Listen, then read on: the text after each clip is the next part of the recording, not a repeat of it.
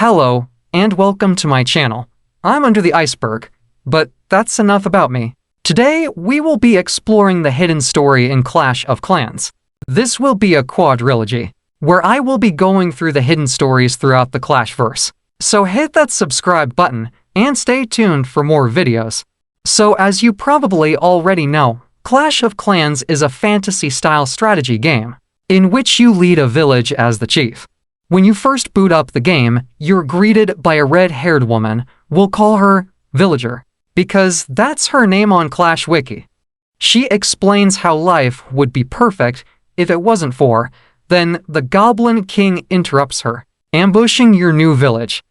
You then swiftly place your first cannon, making you ready for the Goblins' attack. The Goblins obviously lose. It is the tutorial after all. Now, it's time for the counterattack. The Villager explains how wizards from Ivory Tower have joined you to fight back against the Goblins. You utterly destroy the Goblin village with your wizards, leaving no survivors. I can't help feeling bad for the little green guys. After causing Goblin genocide, the Villager calmly starts taking you through the main base, building elixir pumps and gold mines. The tutorial then ends with the Villager asking what you should be known as, with my name obviously being Big Peener. So now the game really starts, and there isn't really any more story input. So the best way to make sense of this mess is to break it down into parts, with part 1 being the campaign. So to summarize the campaign, it is pretty much just more Goblin genocide. But that won't do for a YouTube video. So to make more ad revenue, let's take a further look at the details. There are a total of 90 missions in the campaign.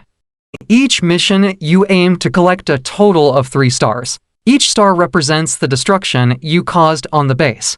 Star 1 is from destroying the Goblin Town Hall. Star 2 is from 50% destruction of the base. And Star 3 being total destruction of the base. The last time I remember being rewarded for brutality was in Manhunt on PS2, which was banned in the United Kingdom and Australia. Hope you enjoyed that stupid fact. You also earn loot from attacking the Goblin bases, which you then use to upgrade your own base. This obviously wouldn't be a video game if the bases didn't get harder as you went along. So level 90 is considerably harder than level 1.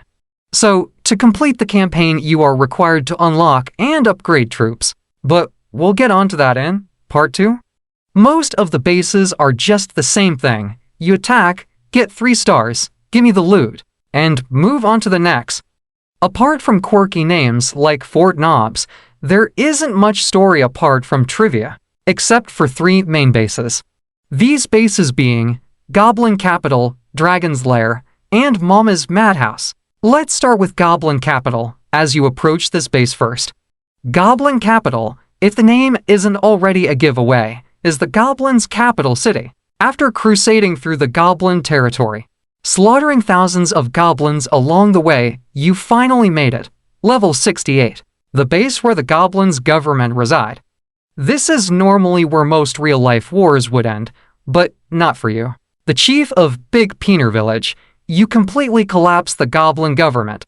And in your bloodlust, continue your conquest onto the Dragon's Lair. This base is different to most. You see on this base resides a beautiful golden dragon, which the Goblins likely consider a deity. But what do you do? Well, if your first answer isn't executed for the sake of fame and fortune, maybe you're not cut out for Clash of Clans. Because that is exactly what you will be doing. But hey, at least you got 3 stars, right? After defeating a god, you continue pillaging until you reach the last Goblin stronghold, Mama's Madhouse. And unlike most mamas, this mama isn't fat and sassy, but is a uniquely modified P.E.K.K.A. that can take down airborne troops with attacks that cause splash damage, so make sure you don't bundle your troops, otherwise they will all be sent back to the lobby. So to summarize the campaign, you get attacked by the Goblin King, and in retaliation, you cause a Goblin extinction event. Starting from small Goblin territories, you slaughter your way to the Goblin capital, then think, this cheese won't cut it. With the Goblin government toppled, and the Goblin King, probably long dead, you move on, desecrating their religion by killing the golden dragon and mounting its head in your town hall. But of course, that isn't enough. If there are goblins breathing, you've not finished the job. The goblins, with their last bit of strength, create a death machine stronger than their own god. No problem for Big Peener Village, though. So you destroy it, wiping the goblins off the history books. I hope their first failed attack was worth it. And that is the end of the campaign. Pretty somber, really, but without further ado, time for Part 2. Part 2, the main base. The main base is the core of Clash of Clans. Here is where you'll unlock your defenses and troops. Now I know what you're thinking. What type of story can you extract from this repetitive gameplay? Well, chat, let me cook. I'm going to break the base down into 3 story categories: the troops and defenses, multiplayer, and clans. Starting with the troops, they are broken down into 2 categories: barracks and dark barracks. There isn't much difference between them, other than the troops they provide, obviously. Now, I'm not going to just sit here and go through all their descriptions. That's not the Under the Iceberg way. There are 2 simple truths that I can extract from here. The human characters are named after what they do, and the monsters after what they are. And this trend continues even for non-playable characters, for example the villagers and the builders. Another thing we need to keep in mind about the troops is they all likely have a territory of origin. As we can see with the goblins in the Goblin Genocide mode we went through in Part 1, and from the wizards we were given from Ivory Tower, in the tutorial to kick off the crusade on the goblins. Now, using this information, let's talk about the player's character. Whenever the villager speaks to you, she refers to you as Chief, which means if your character is human, which we'll presume you are. This isn't just a title, but it's the race you are. The archers arch, the hog riders ride hogs, and you, a chief, lead a village. But other than your race being good leaders, why do the troops decide to follow you? Why wouldn't the wizards stay in Ivory Tower? Or the goblins in goblin cities? Well, that's where the defenses come in. The troops are only good at what they're known for. A dragon can't build an inferno tower, a barbarian can't build a spell factory. But under the chief's rule, they have access to these. And in a world of kill or be killed, any edge you can get on your opponent is essential. This is also where the multiplayer aspect comes in. There are endless amounts of chiefs in this world, all with their own armies, ready to slaughter your village for loot. The only way you can prevent this is upgrading your defenses and troops. Continuing the Clash War Machine cycle, you attack to get loot to upgrade your village and troops, to perform better attacks, and get more loot. This is never ending, because if you stop, you will fall behind, leaving you vulnerable to chiefs that will surpass you. There is only one other option you have as chief, and that is to join an alliance, also known as a clan. A clan is a group of chiefs that have formed together to help each other survive. In this merciless world, they achieve this by donating troops to each other, to help defend your base or attack others for more loot. They also declare war on other clans, with the spoils of war being marginally higher than what you could gather on your own. So, to summarize the main base's story, you, a noble leader from the chief race, find a village to start your escapades. Here you recruit man and monster alike, creating a Tower of Babel, uniting all the creatures of the land. Life here would be utopia, but unfortunately you share the land with other chiefs, who are creating their own villages and recruiting their own followers. Through fear, uncertainty, and doubt, chaos is erupted, with all the chiefs being scared of each other's power, start attacking each other. This has caused a never-ending cycle of brutality and greed. The villages, starting from humble beginnings, transform into dystopian forts, with most of the structures being death machines to evade attackers, and the simple creatures of the land evolve into disciples of war, their power now insurmountable to their origins. Groups of these bloodthirsty chiefs form together to wage wars, all for the sake of profit, revolution, and evolution. If you are a creature that doesn't conform for these chiefs, you are swiftly dealt with. As seen in Part 1, there is no sign for peace in the land of Clash, only more upgrades and destruction. And that pretty much covers the story of the main base, just an endless cycle of misery and war. Hopefully things won't look so bleak in Part 3. Part 3, the Clan Capital. The Clan Capital is an area you have to unlock in your clan. Upon your clan reaching clan level 2, you can now access it. The Clan Capital is a series of villages that stands on a high-up mountain, with the village at the top being Capital Peak. All the subsequent villages are called districts. You can unlock these districts by upgrading your capital hall. Each district is unique, with each of them being based on specific characters in the game. The only time the Clan Capital is utilized is on raid weekends. During this time, you will be given a set amount of attacks to try take out the enemy capital. You must work as a team in your clan destroying the districts before finally taking out the capital, with the enemy doing the same to you. At this current moment in time, there are 8 districts, excluding Capital Peak, with these districts being Barbarian Camp, Wizard Valley, Balloon Lagoon, Builder's Workshop, Dragon Cliffs, Golem Quarry, Skeleton Park, and Goblin Mines.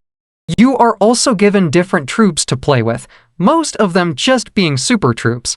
But there is one troop that stands out, the Mountain Golem. This golem is an absolute behemoth, and will take up most of your troop capacity. That is all the facts you need to know about Clan Capital. You're probably thinking to yourself, under the iceberg, I'm here for the story, not the gameplay. Well, humble yourself, and let's get into it. A capital is normally the primary city in a country. This is typically where the government, and if they have one, royal family resides. So putting this into context, the clan capital would be where your in-game chat would happen, where donations would take place, where clan wars would be planned, where laws would be written. Pretty much anything that happens in the clan would be discussed here. View Capital Peak as Clash Congress, with your clan as its own nation. Now, let's summarize.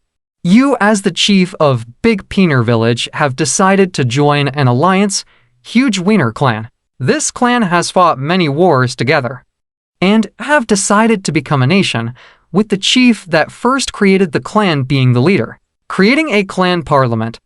Where better to build this parliament than the giant mountain that sits in the center of all the villages?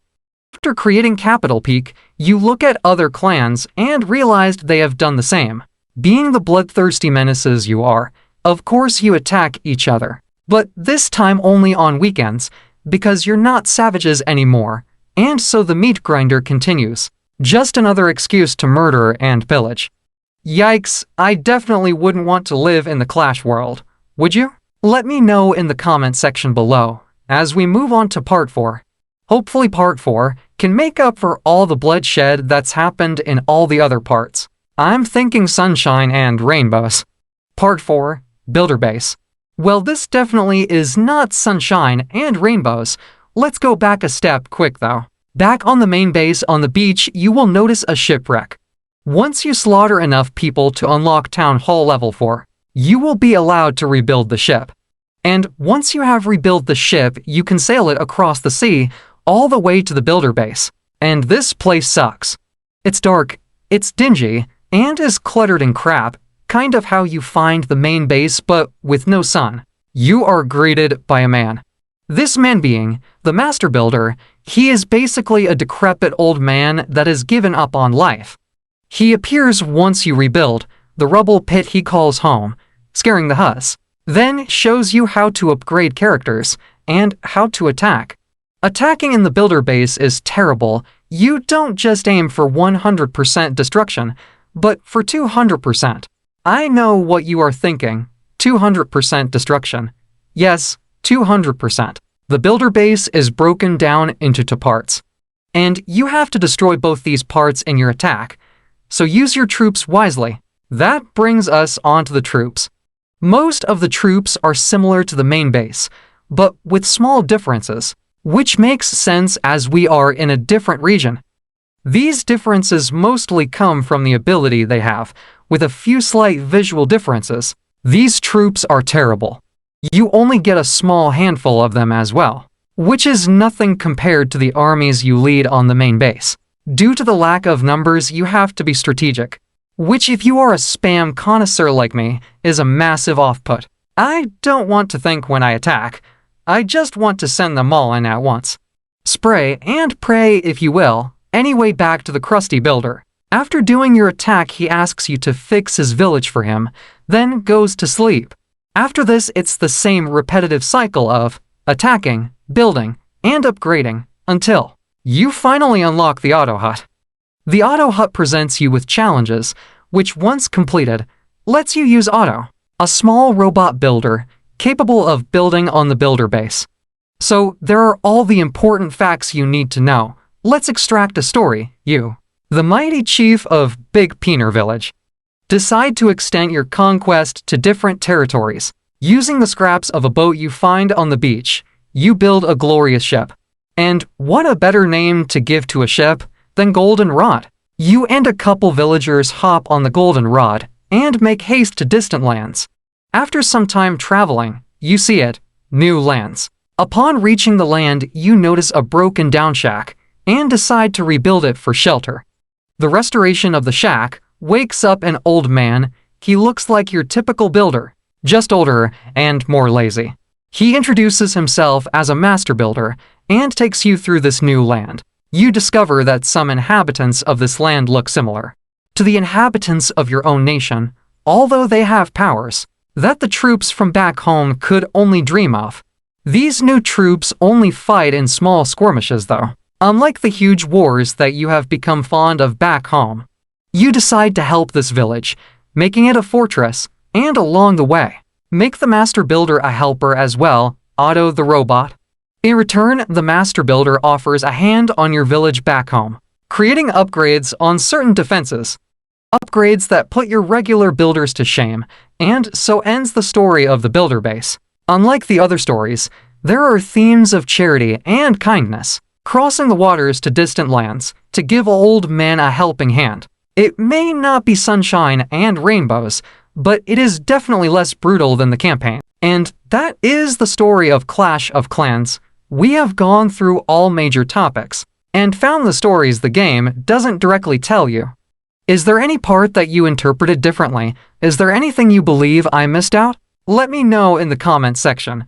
I would love to find out your personal perspective on the story, and while you're at it, why not leave a suggestion for another video? I'm new to this and would love to see the ideas you guys have. But until next time, get ready for part 2 of the real stories of the Clashverse. The real story of Clash Royale. Now that's Under the Iceberg signing out. Peace out, you legends.